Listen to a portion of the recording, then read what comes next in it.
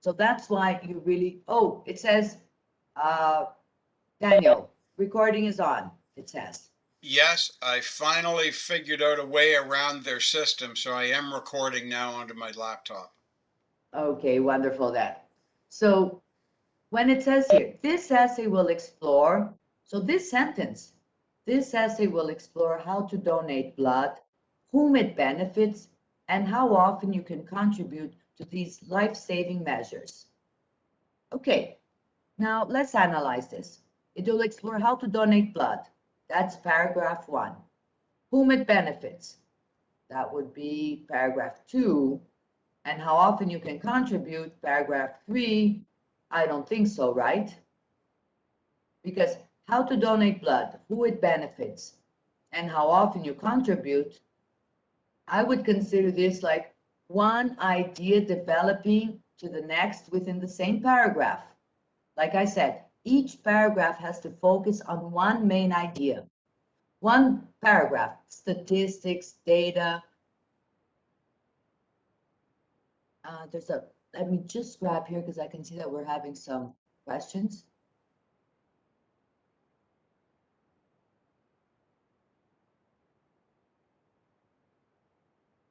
So first is to be general after the topic and the plan. Kind of like yes. Let's go back to that previous slide that we had. So introduction, we're going to introduce the topic, defining what is blood donation and its relevance. Then you're going to make a thesis statement. In order for you to make your thesis statement, you first need to plan. That's the core. How do you know what to write in your thesis statement if you haven't planned what you will discuss in paragraph 1, 2, and 3? So planning is the crux of all essay, of a good essay. So like I said, I would suggest paragraph 1, I would discuss whom, how to donate, whom would benefit, what would be, the frequency, details and information concerning blood donation. Paragraph 2 could be about statistics, worldwide statistics of blood donation. Then paragraph 3, what could we do in paragraph 3 then? Excuse me, Anna. Yeah. What's the difference between thesis statement and topic sentence? If I'm not mistaken, thesis statement might be a combination of all topic sentences that is stated as one single sentence. Am I right? Not really. So the topic sentence informs the reader what the paragraph will develop. The thesis statement informs the reader what will be developed in a general way. So like I said, here we go. Let me grab here. Let me try to see if I can get these markers to work the way I would like them to. So here in paragraph 1, let's suppose, we're going to discuss how to donate. We're going to discuss who will benefit.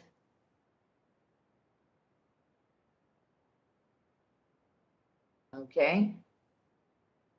How to donate blood and who will benefit from this. Paragraph 2, we'll talk about statistics. Because remember, when we're doing essays for college and for high school, they have the opportunity of doing research. It's not like when they're doing IELTS that you can lie. You can say, according to our research, blah, blah, blah. No, when it's college and high school essays, the information has to be based on data. So that's why they have the opportunity of checking and doing research. So we're going to be talking about statistics. And then here in paragraph 3, what can we discuss? The rewarding, the emotional reward for the donator. Okay, so then you can go with a separate element, but you need to have 3 different ideas to develop. You can't develop the same idea in the 3 paragraphs. So here, how to donate, who will benefit, statistics, worldwide information, local information, concerning blood donation. You can also hear, when we talk about statistics, you can talk about facts. So the level of what happened maybe during COVID with the blood donation. So bringing in additional facts. So that would be also something that could be here. So facts at this moment. So for example, data concerning donation worldwide, local, and during COVID. So that could be one. And in paragraph 3, you can bring in that emotional reward for the donator, the feelings that this brings, how this can be, rewarding in terms of social contribution. So you're dealing with a social contribution that has no cost, but so you have a social contribution.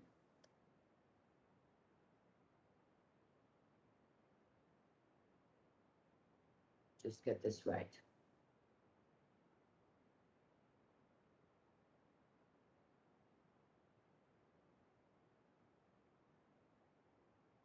So if we're going to decide, if we have decided that paragraph 1 is going to be how to donate, who will benefit, the statistics and facts and data donation worldwide and during COVID, because during COVID, if you start to do some research, you will realize that there was a crisis of blood donation, a big worldwide crisis. And then in paragraph 3, this is the emotional reward for the donor, social contribution, there's no cost to it. The topic sentence then is going to make a statement informing the reader that this paragraph, so we're going to make a first sentence of how to donate and who will benefit.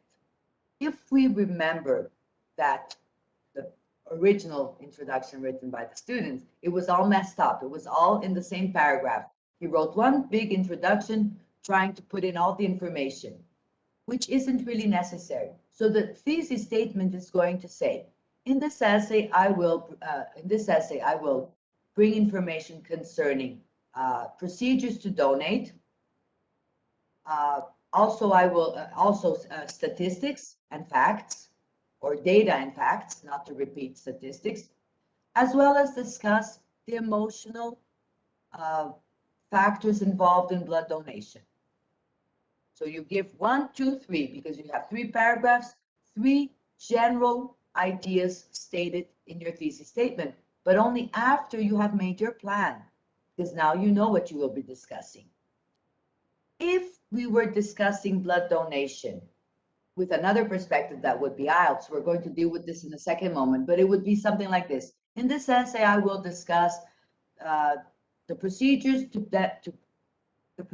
donate blood and the benefits, because IELTS would be advantages, disadvantages. So the way that IELTS asks questions is also different. So now we're focusing on the standardized 5 paragraphs. In the conclusion, you're going to go back there to your thesis statement and say, this essay argued or discussed, okay, then the steps to take to donate blood, how this has worldwide influences. So you see, then you go back and you link with other vocabulary the thesis statement. So we said in the introduction, procedures to donate blood. In the conclusion, steps for donation. So instead of saying procedures to donate, steps to be taken to donate blood. You try to slightly, rephrase and paraphrase what came from the thesis statement. So the topic sentence here would be directly informing that once you have decided to donate blood, you have to, information concerning blood donation is fundamental. So that would be your topic sentence. Or the first step to take when you decide to donate blood is to obtain information concerning the procedures. That would be your topic sentence. And then you would discuss that you can check up on websites, you can check your local hospitals, and then ultimately the benefits from this act of donating. Paragraph 2. We're going to now talk about statistics. So, one of the main factors that drive people to donate blood is the global need of blood for the healthcare system. So that you have your topic sentence. That would be, and then you're going to discuss the statistics.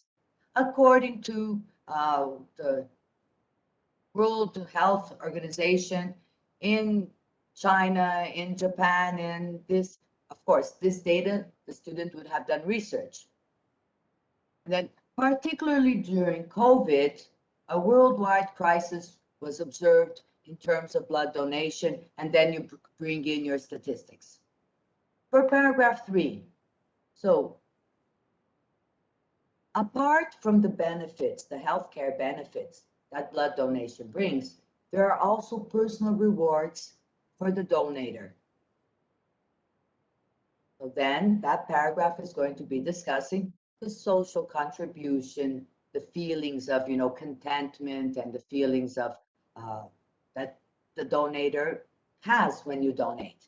Now, and if the student is not a donor, but he can research this, there are many statements of blood donors. So that's what you have to encourage your student to do. Of course, this would be a first essay that you would not teach anything about essay. You would give them the topic and ask them to write, which is what I did. And that's why I got that paragraph, right? That confusing paragraph. This would be an after I diagnosed that the students have weak thesis statements, they have weak topic sentences, they don't transit, the transitions are not made. Like I said in paragraph 3, apart from the benefits, apart from the health benefits to all global to major countries in the world or something like that, there is the feelings of contentment for the donor.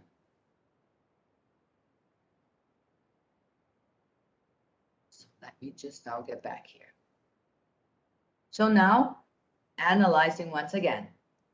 So now that we have already the scope, what sentence would you say is okay, you can save from this introduction?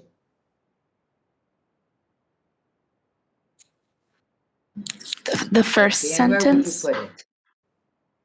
In the introduction, or would you shift it to any one of the body paragraphs?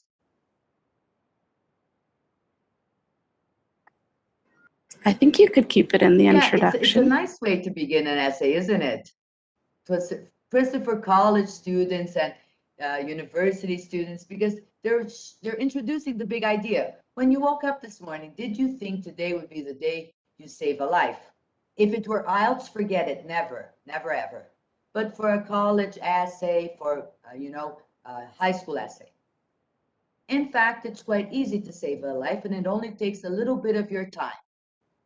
Now, this sentence, would it maybe be better to shift it over to that first paragraph, or even to the last paragraph where we're going to be discussing the donator's feelings? Right? So the second sentence, it's not really introduction sentence, right? It is much better to put in a conclusion, I think.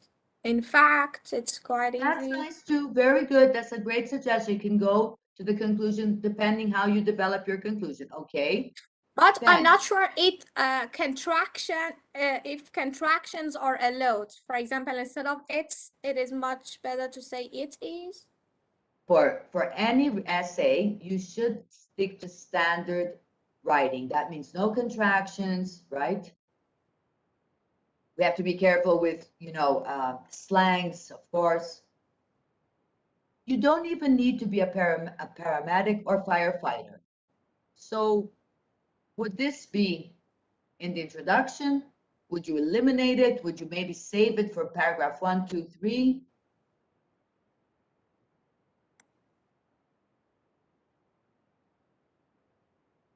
All you think, have to do is set aside approximately 1 hello, hour. can you hear me? Sorry. This is for body one, about who are qualified to donate blood. Body one, I think. We could go to body one, because in body one, we're going to be discussing the how to donate blood, where to donate, all of that information. So this sentence could maybe fit there, kind of like a way of approaching, saying you don't really need to be a paramedic or a firefighter to donate blood. Firefighters, we know, are worldwide blood donors. We know that, right? That there are campaigns. Paramedics, I'm not sure, but firefighters, yes. So maybe we'll save this for later on. Okay. All you have to do is set aside approximately an hour to donate blood. What do we do with this sentence?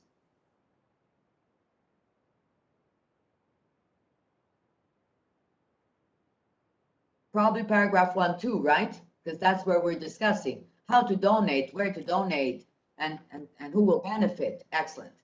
This essay will explore. Is the verb explore recommended for this kind of writing? Are we going So to this is explore this blood this donating? Are we must going to discuss? this There you must go. appear in introduction. Yeah, I think it should be Sorry. introduction. See. It is a good introduction, but would you use the verb explore, or would you go with something like discuss, argue? I think describe is better. Describe, in this case, Discuss. or discuss. Discuss. I like discuss, even though it sounds very standardized. It's standardized because it makes sense for the thesis statement. That's why. So this essay will discuss, because if we put describe, then we're going to limit ourselves to only descriptions. And we're not only going to describe, we're going to talk about, remember, the donator's emotions. We're going to bring in facts. So we're not only going to describe. Now it comes. We'll discuss how to donate blood. So here the procedures, maybe instead of how is it's not a very, academic word. Procedures to donate blood. What was the second paragraph? Data, Statistics. right? Yes, statistics and data about Facts. them. Facts. There we go. Worldwide And data. worldwide data, exactly. Very good. Worldwide data is a great way to express. And Because remember, locals during COVID-19. That's what's going to be developed in the data paragraph, right? In paragraph 2. So for the thesis statement, you don't need to be so, detailed. So we're going to be discussing procedures to donate blood, worldwide data, and the donor's feeling of satisfaction, right? There we go. Emotional consequences. Emotional consequences, okay. We have to be careful maybe with the word of consequences, because it can sound negative, right? Emotional, because when I hear emotional consequences, it comes to me, it hits me as something negative, doesn't it? Yeah, I think so. Emotional, the donor's perception, okay, the donator's perception of donor. So there we go. Now we're ready. Paragraph 1, 2, 3, and conclusion. So this would be something very common that you would face when you set the first time the activity of essay writing. They confuse, and their mindset is confusing. After you have diagnosed, so what were we able to diagnose here? Thesis statement issues, introduction issues. The introduction itself is faulty. So you were already able to diagnose these elements. So what would be maybe a plan for your next class for you to develop in your essay class? Well, you're going to teach them that you begin with a hook. The hook is that sentence that informs the reader in a catchy way what the essay will be about. A question is a very good way. Why is a question a good way? Because you put your reader to participate in the reading process because you have asked your reader a question. So suddenly your reader becomes involved. So questions are very nice to begin your essays. You can teach your students that as one option. And then we need the thesis statement, which is one sentence explanation of your position. It clearly states your position also. So that's something that all thesis statements, what is your position? Your position is what you're going to write about. Okay? And in the thesis statement, we also have a brief outline of how you will support your thesis in the rest of the essay. The reader can understand what the essay is about. Okay? So that's why I said the essay will discuss, because if you put describe, the reader is going to expect descriptions. If you put illustrate, the reader is also going to expect descriptions. So we have to be careful of the verb that we use to inform what the essay is. Of course, then you have narratives and so on. But this, once again, it's the standard essay writing, argumentative essay writing. So in the essay lesson, I'm stuck with something here that is not, let me just give it a go here because I'm stuck with an image that is interrupting my process here.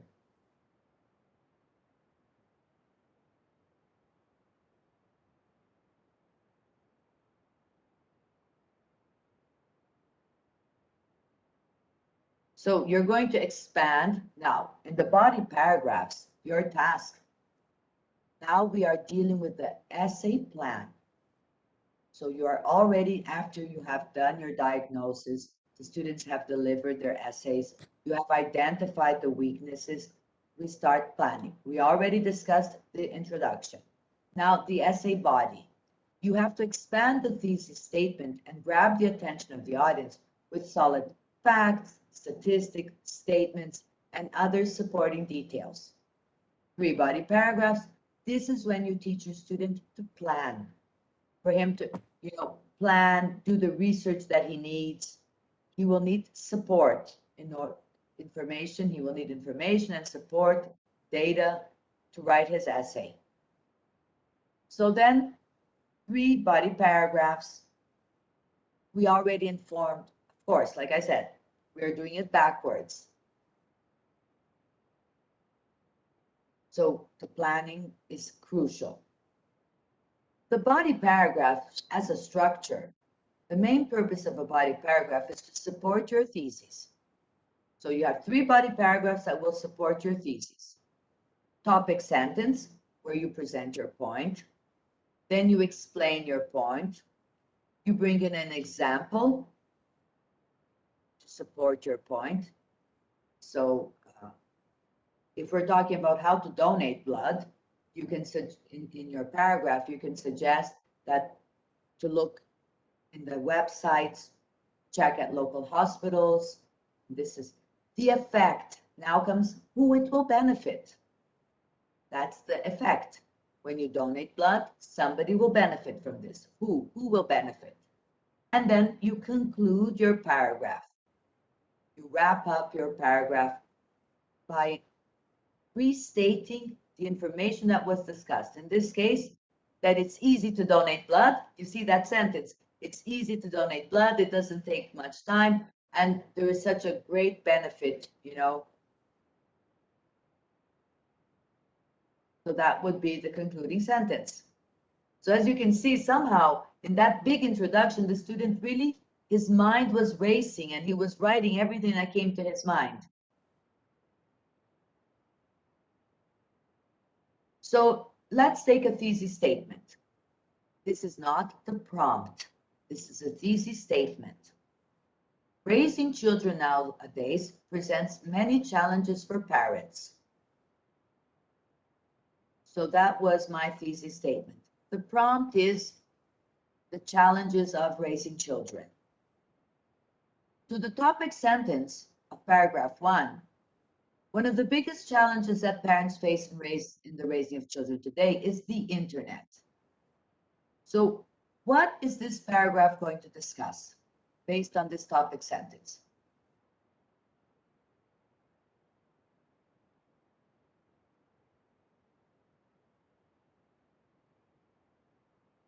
The internet? Okay, issues about the internet, but they bring the internet as something positive or as something negative? Negative. Negative. Negative as a challenge, right? Maybe not 100% negative is not maybe the good word, but definitely as a challenge, as something that the parents have to tackle, right? Mhm. Body 2. Another challenge that parents and caregivers face today is the pressure for their children to succeed, both in school and in extracurricular activities. So the question about the transition sentence, another challenge, this is a transition sentence. When you have concluded paragraph 1 and you're going to start your paragraph 2 with a second element about the challenges of facing of parents nowadays. And then in paragraph 3, you're going to say, adding to the challenges faced by parents today is a radical change in attitudes regarding discipline compared to the past. So that's another transition sentence. You're starting a third paragraph with the third idea. All the ideas, if you observe carefully. So internet problems, so it's a challenge. Succeed both in school and extracurricular activity. That's another challenge. And the discipline, attitudes regarding discipline. That is also a challenge. Challenge here, we can use maybe problems, difficulties. I think that would be the good synonyms. I have a question. Issues, Obstacles. there you go, very good, excellent. You're ready to take your IELTS with these synonyms, aren't you guys? Okay, now let's take another. So the thesis statement now is students writing an academic essay need to consider many stages. So the prompt here is about students learning how to, teachers teaching students how to learn to write an essay. That was the prompt. Topic sentence 1. The first 2 stages are related to pre-writing and organizing thoughts and ideas related to the topic. So that's the first paragraph. The third and fourth stages in the writing process are the most important ones. So you see the transition sentences. If you read the 3 topic sentences, they are connected back to the main, to your thesis statement. Your thesis statement are the stages about academic writing. The first 2 stages, the third and fourth stages, the 5th stage is also important. If this were for IELTS, this would be terrible because you repeat this word stages too many times. And it's a word that it's possible to paraphrase. The first 2 steps, the first 2 actions. Okay, so that would be the difference for an IELTS. IELTS, they expect vocabulary variety. For essay writing in school, this more mechanical process is okay. It's quite mechanical. The first 2 stages, the third and the fourth and the 5th stage. If we compare this to IELTS, for example, this would put down your scores to the 6 right away, because that would mean mechanical and faulty markers. That would not be appropriate.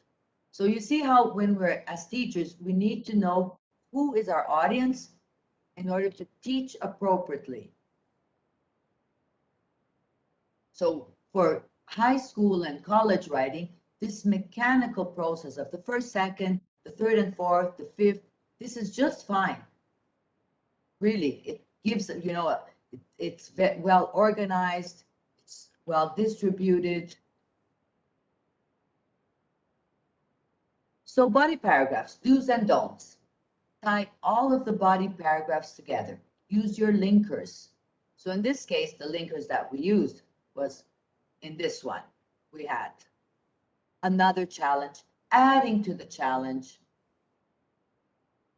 Here, the first two, the third and the fourth, the fifth. So we have here, provide relevant explanatory details and examples connected to the thesis statement. So once again, your thesis statement in the previous was donating blood. So all of your body paragraphs should somehow refer back to donating blood and one idea that stems from donating blood. So donating blood is the main idea. Then you have 3 paragraphs that will stem from this main idea.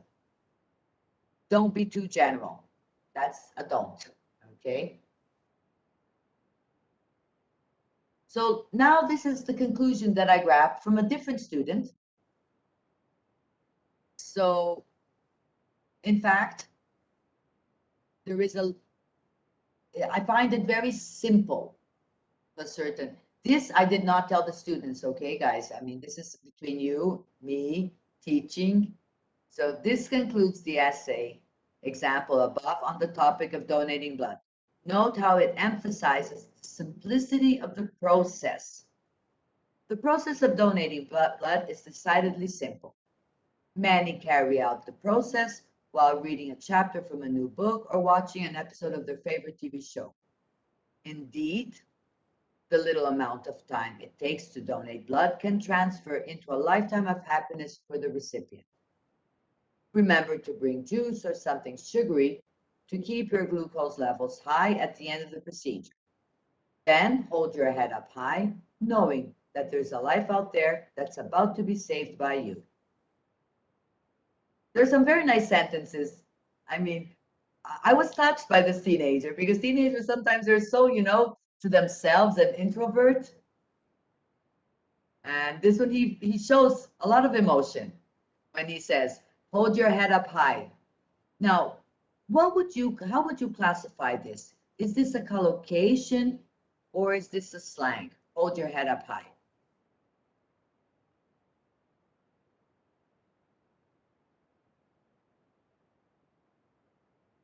It's a very fine line between one and another. Here we go. So a collocation is when you put words together in a specific way and you get a meaning. Slangs are those things that they're also quite, how can I say, temporary. They're not very permanent slangs. Okay, they come and go. How many times have you heard this expression? Hold your head up high. I've heard it many times, right? This is what we call a collocation. It's when you put words to set the table. To set the table means to do what? To prepare your table for a meal. So you set the table. That's a collocation. So you take the verb set is also used in many other contexts. But when we say set a table, that means it's a collocation. Okay? Hold your head up high. Now, if we think of holding the head, that the image of this, if we take the words literally, it's not a very nice way, hold your head. No, but in this sense, meaning, what is the meaning of hold your head up high in this sentence? To feel proud. There you go, to feel proud. Okay, so that's why it's a collocation. Indeed. So indeed is a very nice word. I like the word indeed, and it's used with proper punctuation here. What would you suggest? What in this conclusion makes you think that it was introduced in the conclusion and it wasn't discussed? What do you feel could be new information in here? In fact,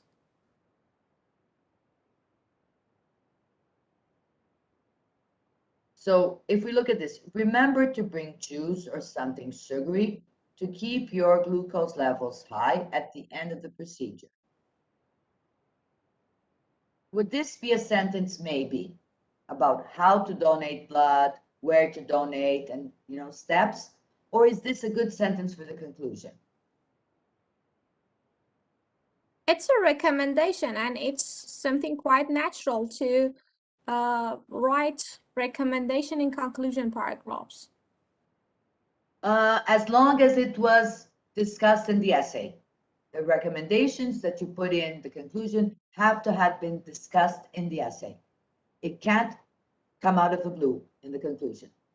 So if in the introduction, in that body 1, where you were discussing how to donate blood, where to donate, measures on how to donate blood, you had mentioned that after donating blood, you may feel, weak, you may feel dizzy, then okay, this would be. But if you don't mention anything in paragraph 1, which was discussing how, where, when to donate blood, this would be an additional sentence without reference. So recommendations in conclusions only if they refer back to the element being discussed in the essay. Definitely never, nothing new in the conclusion. No bright ideas, no new ideas. For this student, he hadn't mentioned anything. Okay. Now, indeed, the little amount of time it takes to donate blood can transfer into a lifetime of happiness for the recipient. This definitely is a good sentence, because we had the body paragraph that discussed how, when, where to donate, the third body paragraph that discussed the donor's feelings. So this sentence is nice.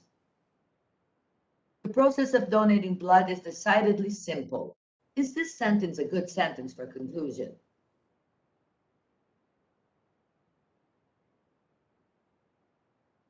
It's a good sentence because in body 1, we talked about the how to donate blood, and we talked about the procedures of donating blood. That's it. Where that you can look up in the internet. Nowadays, it is simple for you to find information concerning blood, donating blood. Is anybody here a blood donor? If you decide to be, trust me, you just give it a click, donating blood, and all the information will come so easily. They'll give you little, places to go, steps to take.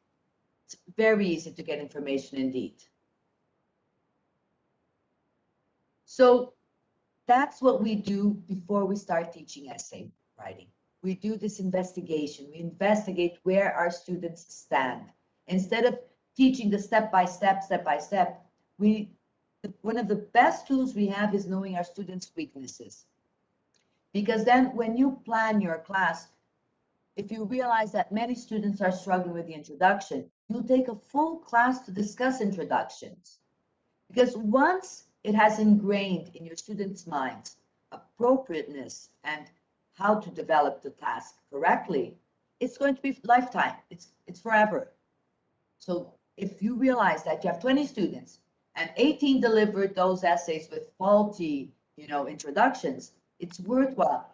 Have them read a couple of good introductions. Have them produce 1 or 2 introductions in class. Get them into the spirit of introduction. And then, of course, the conclusion. Open with a concluding transition. In conclusion, so this is always recommended.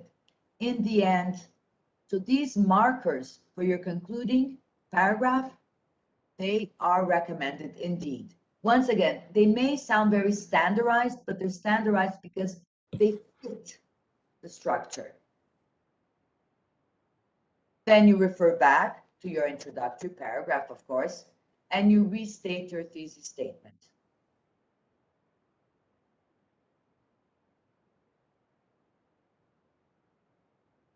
Now, the linking devices, transition words, transition phrases, so they are used to connect ideas in formal writing and speaking as well.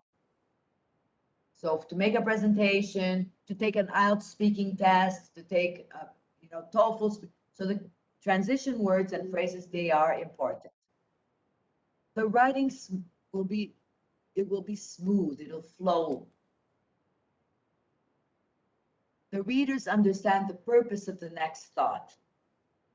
So if you're going to provide an example, you say, for instance, as as an example, for example, now if you are presenting a contrast, in contrast, however, if it's not a full contrast, so it's a concession, so using the correct transition word is important for the reader to understand what the writer wants to express.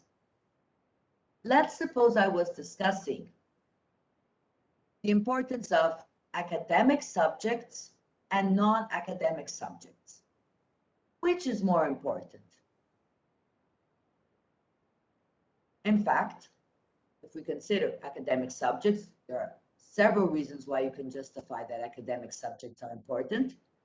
However, non-academic subjects are also relevant for life.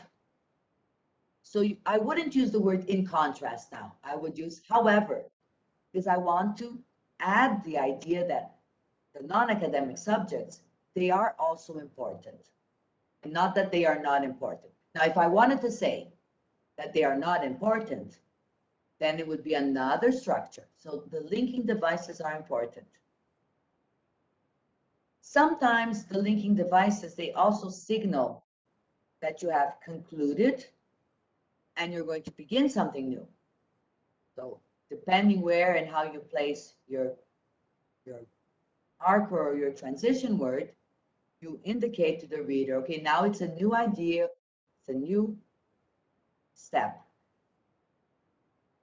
So we have here a list. Of course, we'll have, this is very superficial, but we have transition words for addition, for contradiction, for comparison, for order and sequence, for examples, for cause and effect, for clarification, and for conclusion.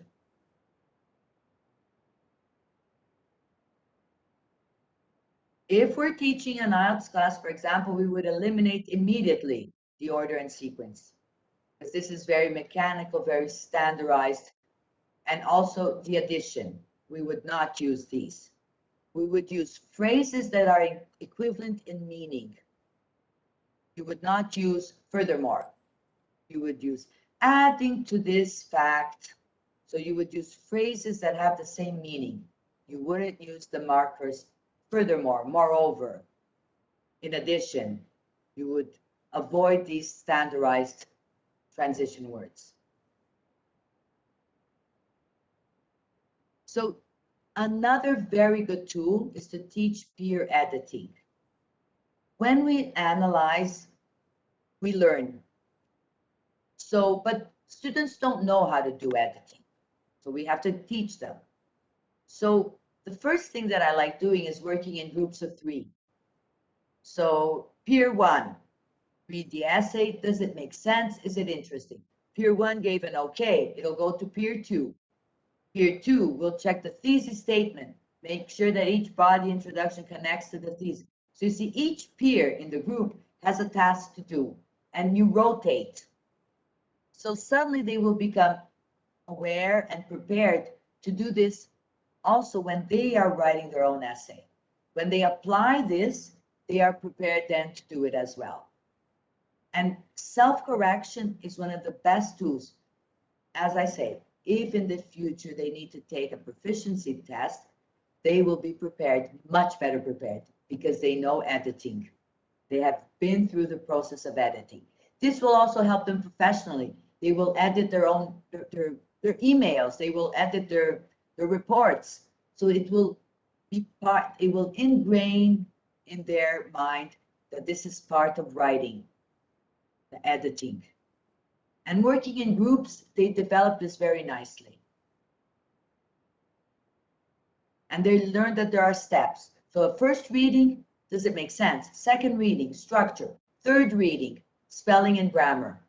Because if they try to do it all at once, to edit all at once the 3 elements, they may get confused and they may not identify the problems in their writings. So that's why separating into 3, this is one of the best procedures. Teacher feedback. Now, I don't know about your students, but my students, they expect it. They really want, and I've even developed, with the younger children. Now I'm not teaching any more younger children, but I would use stickers. I would use, little things to colors. Grown-ups, they don't need that, but they expect some kind of recognition. Something that your student did is good. There is something positive about his writing. Always start by highlighting the positives and then go into the corrections. So if he had good ideas, if he had original and relevant ideas, something that was positive, and then the corrections that are needed. Rubrics. I highly recommend that you have a rubric and that your student is aware of the rubric. What is being corrected? Structure. What in the structure? The thesis statement, the topic sentences. What else is being? Grammar. What elements in grammar? Is it subject-verb agreement, article use? What exactly in grammar is being evaluated? Because that's going to help them to edit. When they have a good rubric, it will help them for the editing as well. Spelling. Will spelling be marked? So then yes.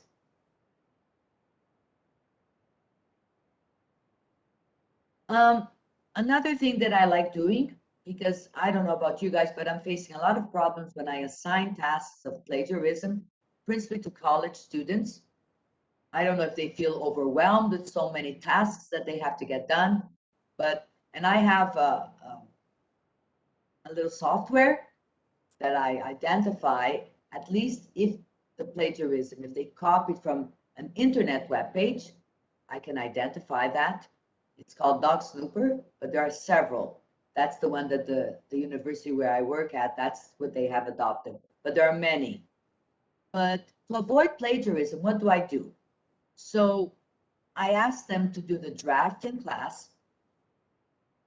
I put my initials on the draft, and then they have to deliver the essay with the draft with my initials. So it makes them, very reluctant then to resort to plagiarism. Excuse me, and I have a question. Yeah. About some essay topics, some students may not have any ideas about what to write. And in this case, I asked them to read some sample essays on the internet to extract some ideas and even some templates. Can we call it plagiarism? No, not necessarily. So, but for students, high school and university and college students and university students, we recommend that they go straight to sources instead of reading essays. And, because if you recommend an essay to read essays online, we're not sure where they will land. If the essay that they're reading is really a well-structured one, if the transition sentences are well written, so we teach them what they need, we teach them transition words, we teach them the grammar that's faulty, and then we encourage them to look into the original sources. So there are some very good sources. You have National Geographic, The Guardian, you also have Science Daily. So these are very good sources for them to look into. So you teach them also the process of research and of autonomy. So instead of, because when they read an essay, they may unconsciously copy that little beginning, which is not, it's not plagiarism, but it doesn't help your student become autonomous and independent writer. When you teach them, these are your transition words, this is the structure that you should use relative pronouns in this situation and so on, and then you encourage them to research, they will take those elements and then they will start to build.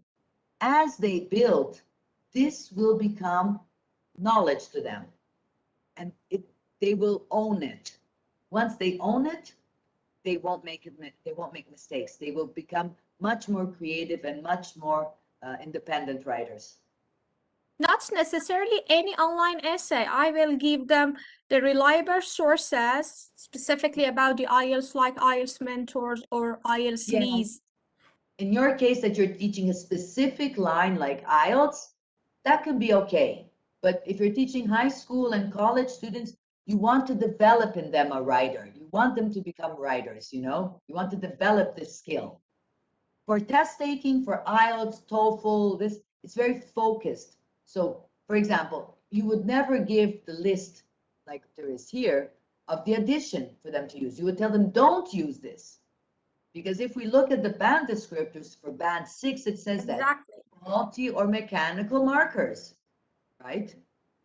So you don't use They the shouldn't order use first, them. second. Sorry? They shouldn't use these words because they make them lose marks. That's it. So, but if we're teaching high school and college students, this is good because this gives them the structure that, because later on when it comes the moment for them to prepare for an IELTS, you just tell them, don't use these standardized words, but use phrases. But the structure they have, they know that furthermore is when you're adding an idea. They know that previously or then is for a sequence. So they have the writing skills. They just have to change the word then, but they have the skill. Okay. Thank you. Thank It's you, a Anna. very, very demanding task for teachers. Principally, the feedback, the concern about avoiding plagiarism. It's a very hard task for us teachers. It takes a lot of energy to teach. Exactly. But there are some techniques to make writing classes quite interesting for students. For That's it. example, as far as I can remember, in one of my classes, it goes back to, I think, 3 years ago, I wanted to teach them the structure of an essay in an IELTS class, Bridge to IELTS, if I'm not mistaken. Actually, I first of all, I divided the students in some groups. Then I gave the students the sentences of each paragraph as a single sentence. Then I wanted them to put the sentences together and make one paragraph. Then after making all paragraphs, then I wanted them to put them in order and make an essay, make a single essay. And they produced the structure of the essay without telling them and without explaining them what the introduction was, what, I don't know, the body paragraph was, what the conclusion was. And when they produced the structure of the essay themselves, they would never forget what the correct structure is. That's it. Hands-on tasks. That's what I always say. The peer editing is such, it's a teaching device. It's a teaching resource, in fact, the peer editing. Okay. So these are my references that I used. I use a lot this reference of the writer's resource from paragraph to essay, the third edition already. It's a very good book. And for online, I really like this Smart Classroom Technologies, 15 online resources that help improve essay writing skills. This is very nice too. I'm going to do like this to help you guys.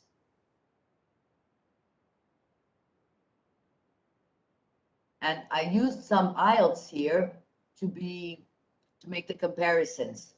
Okay, so that's why you see IELTS prep here. I'm going to put it in the chat box so that you guys can have this. Did it?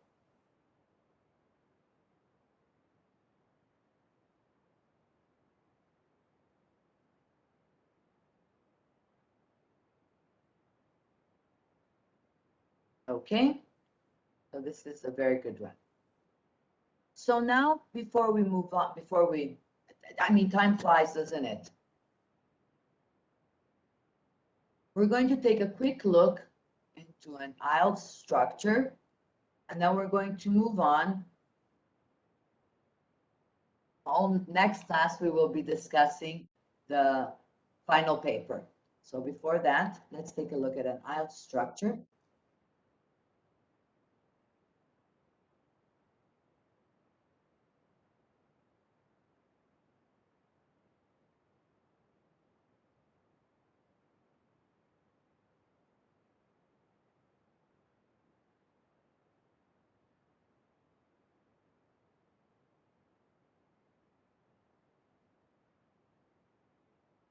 Okay, so when we talk about an IELTS essay, why am I bringing an IELTS essay?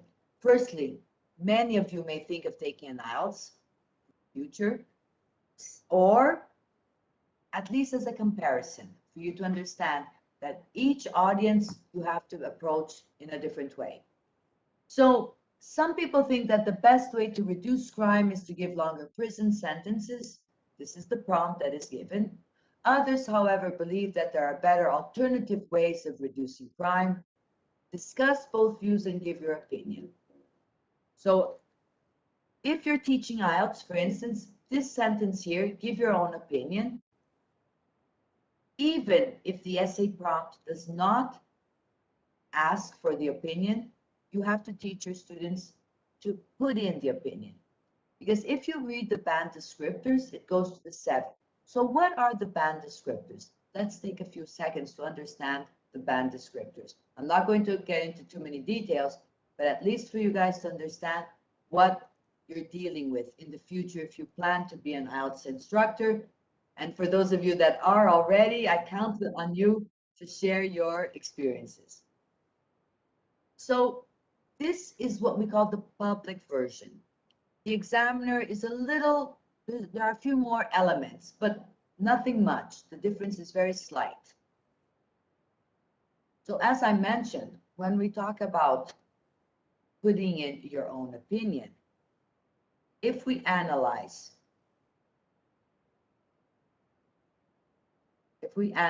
here, not marker. So can't I get? If we analyze the band descriptor for 7, it says, presents a clear position throughout the response. As a teacher, you will learn to analyze and understand this. So it doesn't say presents a clear position throughout the response if the prompt asks. No, it's a band descriptor. If it's a band descriptor, you must include it. Excuse me, Anna. We can't see the words here exactly. We can't see the words clearly. Oh no, hold on, let me try this Could they again. be magnified?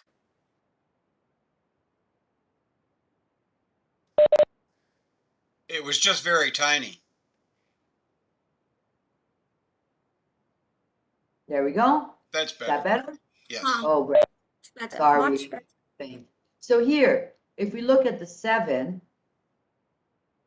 it says, presents a clear position throughout the response.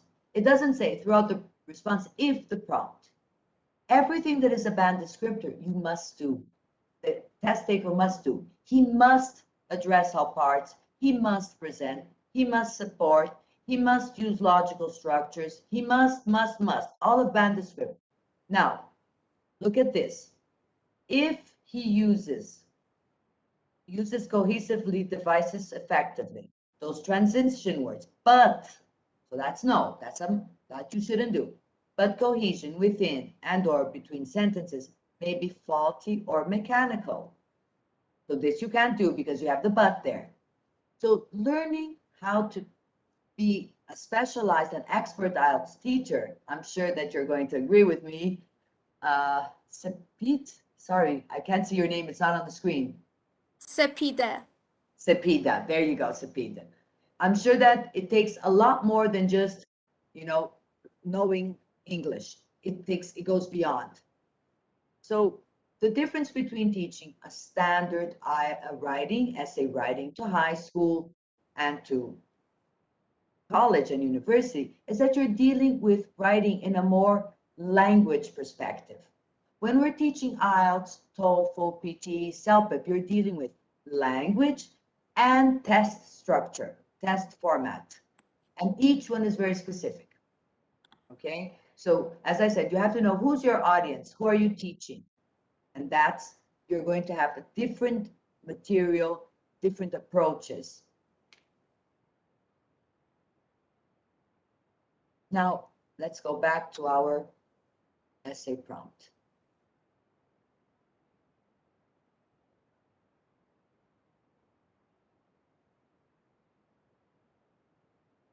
So discuss both views. We have to identify what are both views here. What are the two views that we have to discuss? The best way to reduce crime is give longer prison sentences, and there are better alternative ways of reducing crimes. Or, right? So there are the 2 points. Or, There we go. Now, the best way to reduce to reduce crime, this is the main idea. The 2 points is longer prison sentences or alternative ways. So reducing crime is the big structure, the big idea, sorry. And then you have 2 ideas that you have to discuss. Longer prison sentences to reduce crime or alternative ways to reduce crime. So we identified both sides, and then the student needs to generate ideas. And what is the best strategy? Teaching your student to ask questions to themselves. Each question they ask, they will produce an answer. They're generating an idea. IELTS, they don't have the opportunity of consulting during the test. There is no research. They can lie, they can make up, whatever. But they need ideas. Why do they think this? So why do some people think that giving longer prison sentences is better? What effect would longer prison sentences have on criminals, on society? So you teach them to ask themselves questions every time they will learn the system, and they will be able to generate ideas. Think of a specific example where a longer prison term could have prevented crime. And that can be made up. You can say, well, in Brazil, blah, blah, blah. Doesn't matter. It can be fake. It can be a lie, as long as it's reasonable. So, for example, there was an essay that was about bad behavior in schools. And when I was correcting an essay, he said, well, I believe that teachers should be allowed to hit their students again. That's the best way, to control discipline in schools. And then I was reading that and I said, oh my God, it doesn't make, it doesn't make sense for because he was presenting a very superficial discussion. If he were comparing that in the past, teachers were allowed, blah, blah, that would be different. But he said, that's it. The best way to solve bad behavior is the teachers being allowed to hit their students with rulers. He even put to use a ruler, So now, why do some people think longer prison terms are not the solution? What are some other ways to reduce and prevent crime? What can be done inside and outside prison? So these are questions that the first classes you teach your student to keep being curious, to question themselves, to ask questions to themselves. And then we have a structure. So for IELTS, it's 4 body paragraphs. However, if your student is aiming for 8 plus, it is recommended that you also teach them to develop, for certain types of essays, a 5 body paragraph. Not for all, but for some types of essays, they will achieve higher scores. You can also achieve a very good score with a 4 body paragraph. This one would be a suggestion of a 5 body paragraph, even for IELTS. Once again, who is my audience? The students that I'm teaching. Are they aiming for 7? Depending the purpose of the IELTS, they need 8. PhD studies, scholarships for PhD, they need 8 then in writing. 7 is not enough. So for a 5 body paragraph, you go with body 1, 2, and 3, discuss first view, discuss second view, and then the 3rd body paragraph would be my view as a writer. If we were dealing with a 7, we would eliminate body 3, and then your view would be here. So it would be, here would be view 1, This would be view 2. Now, the writer's opinion always comes in the second body paragraph. So that means that the writer has to reorganize the essay prompt. Let's suppose, let's go back now. So this is 5 body paragraphs. If we were to do this in a 4 body paragraph, we would eliminate paragraph 3, and then the writer's opinion would be in paragraph 2. How so? Here we go.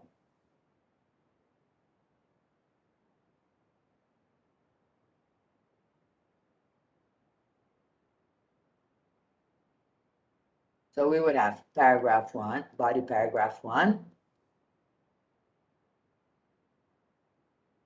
Now, me as the writer, I support alternative ways as a method to reduce crime.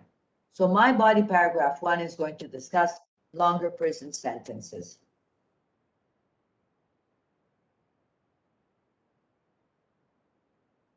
And then in body paragraph 2, I'm going to discuss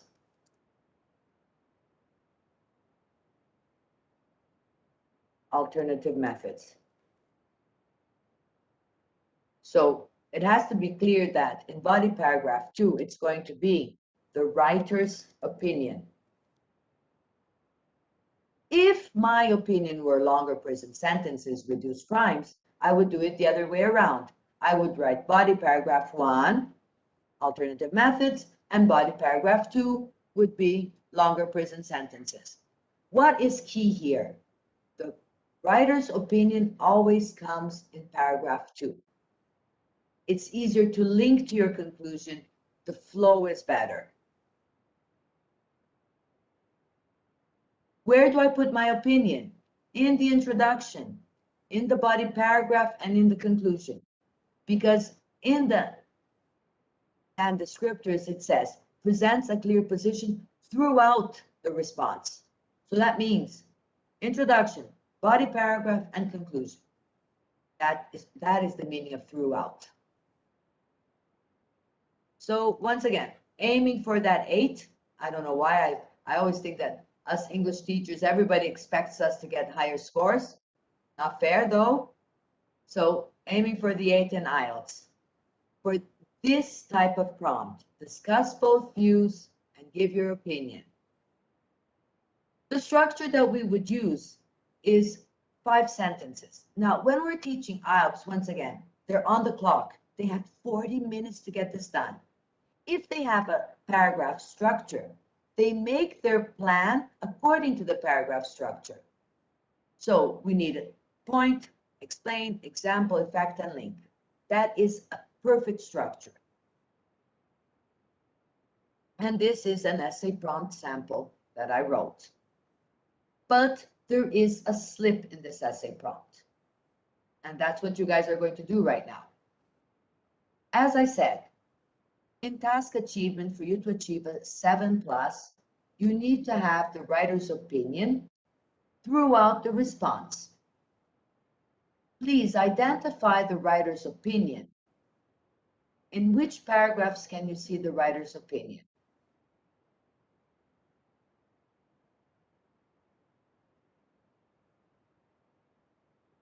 Could you please ask your question once more?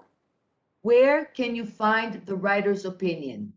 In which paragraphs? What are the sentences that express the writer's opinion? In my The fourth view, I agree that alternative measures. Sorry? the fourth one, in my view. Okay, you also have here in the introduction, right? I will examine both views and explain why I feel programs in prison. So this is the first one. So you see, throughout, you start in the introduction. Body paragraph 1 is not my opinion. We know that already. It's the first view. Here is the first view. This is the second view. This is going to be the third view. That is my opinion. So in my view, we go.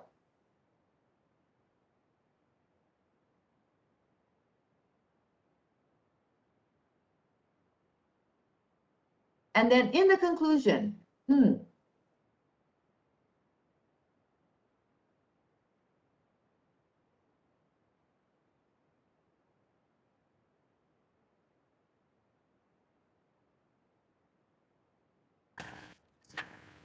It is Wendy? necessary to deal with the. it is necessary, but is it clear, Rebecca? That's kind of like, it is the right, but is it clear? It's not very clear, right? Yeah, not very Listen, clear. not very clear. Perfect. That's it. So we would go. In the long run, however, I support, I believe, in my opinion, it is necessary to deal with the root causes and criminality and offer an offender a future beyond crime. So right here, because this is where I start to restate my position. Because it should attract the least attention. Attracting little attention is one thing, but making a clear statement, it's different. Because if we only put, it is necessary to deal with the root causes of criminality, it doesn't, the writer doesn't take ownership of it. And when we're talking about IELTS, in order for you to get that 7 plus, you need to make your position clear.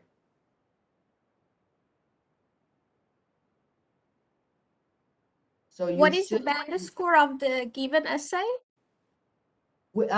Since I altered the conclusion, this would be, it wouldn't be a strong 7.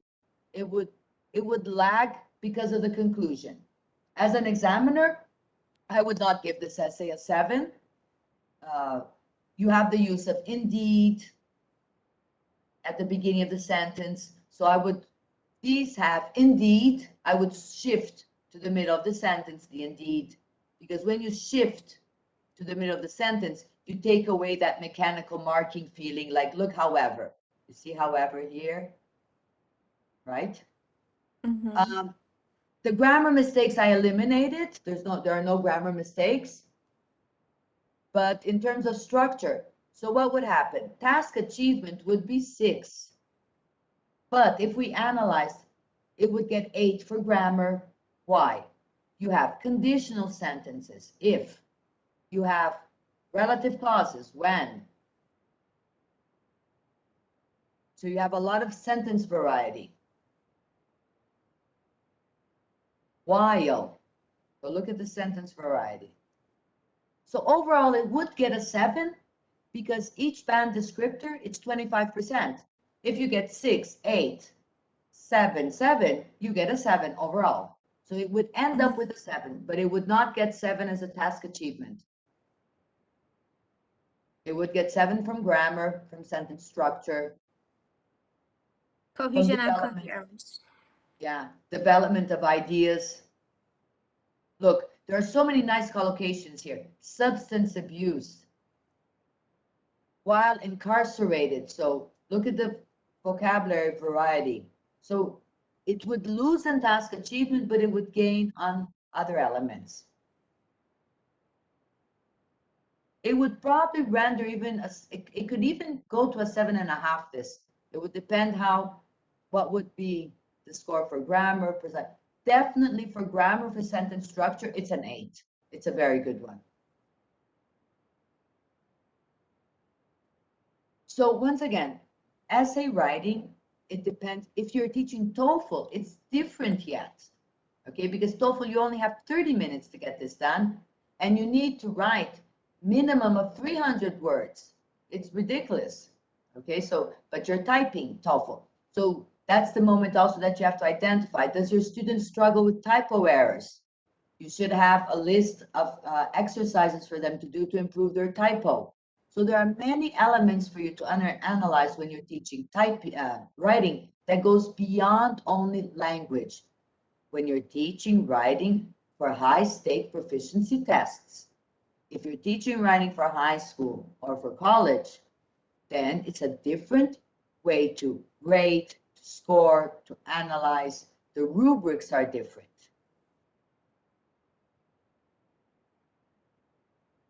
But I do believe that whichever is your audience, be it high school, university, college, or high-stake proficiency tests, the diagnosis class should exist.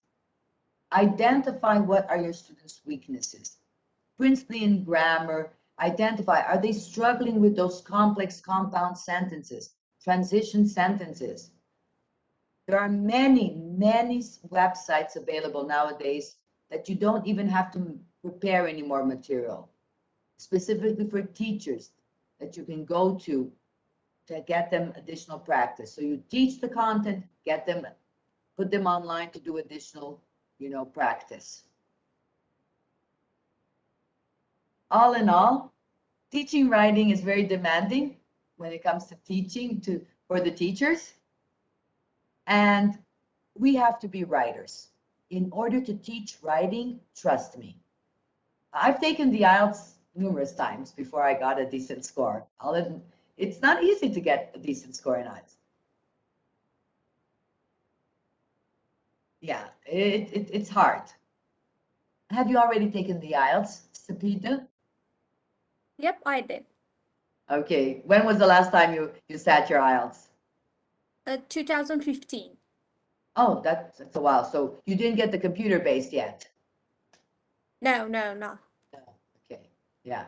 So I did the last one since we were in COVID. I did the IELTS indicator. Have you guys heard of the IELTS indicator already? It's when you can take the IELTS from your home. It's a home edition. The scoring process is exactly the same. Everything is exactly the same. It's called IELTS indicator. The difference is that not all institutions accept the IELTS indicator. What many institutions are doing currently, they accept it for you to apply if you're trying to apply for a master. And once you arrive in the country, you have to retake your IELTS in person. Some institutions are, but if you would like to see in the future where you stand in IELTS, that's a very good option, the IELTS indicator, because it's not as expensive and you get the same, criteria of evaluation. And also you will get the result in less than 2 days. Yeah, the IELTS indicator is a very good option. But the paper computer-based- one lost, it's lost, I think, 2 weeks to get the result. Yeah, the test, the computer-based in the test center can take up to 5 days. Okay, so it will take you. The indicator is very quick. The interview, the oral, you will do online with an examiner, just as if you were in the test center. So that's a nice option. Excuse me, Anna. Mhm. Sam said, Sorry, your internet is each have its- interrupting.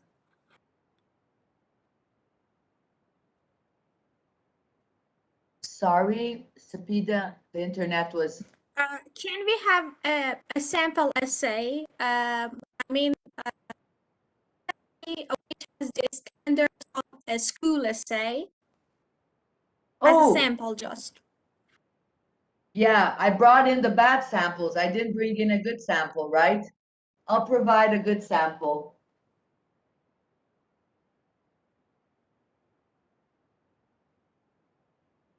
So next, or I can email it to Dr. Valley, or next class, I will bring that for you guys. Thank you. Yeah, I don't know why I did not think of that. Excellent. Okay, guys, thank you so much for joining me. I hope the session was helpful, was productive. I had a great time. I always have a great time teaching. I hope that you had a good time and that it was also productive. But before we go, are there any comments, questions, any that I can help you guys with? I have a question. We're good? Sorry. Actually, I have heard that in IELTS writing or TOEFL, or the candidates can data from the research, actual data. they have some kind of Your research. voice, the microphone, not sure. Were you able to understand, Daniel, what No, Mama said?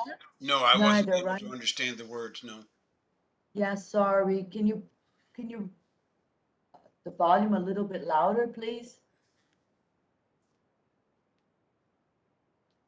Mojgan, turn your video off. That might help your sound come through better. Now try it. Can you hear,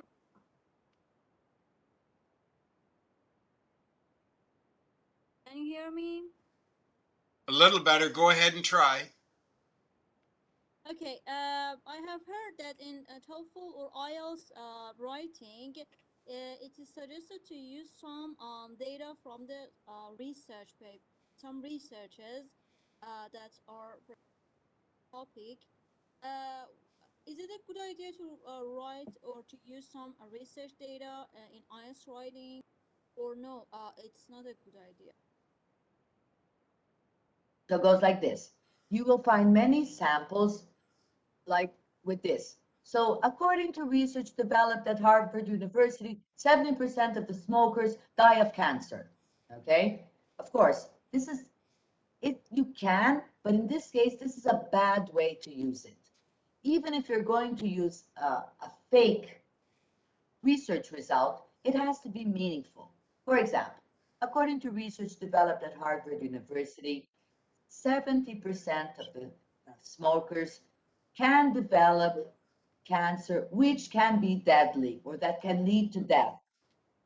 Okay, so even when you produce a fake, it has to be well structured, complex sentences, collocations that will lead to, so that, yes, you can. Okay, but avoid this very, standardized sentence. According to research, 70% of smokers die of cancer. I mean, it's try to elaborate it using a complex sentence, collocation, and make it more appropriate for an IELTS score. But you can, and it can be fake.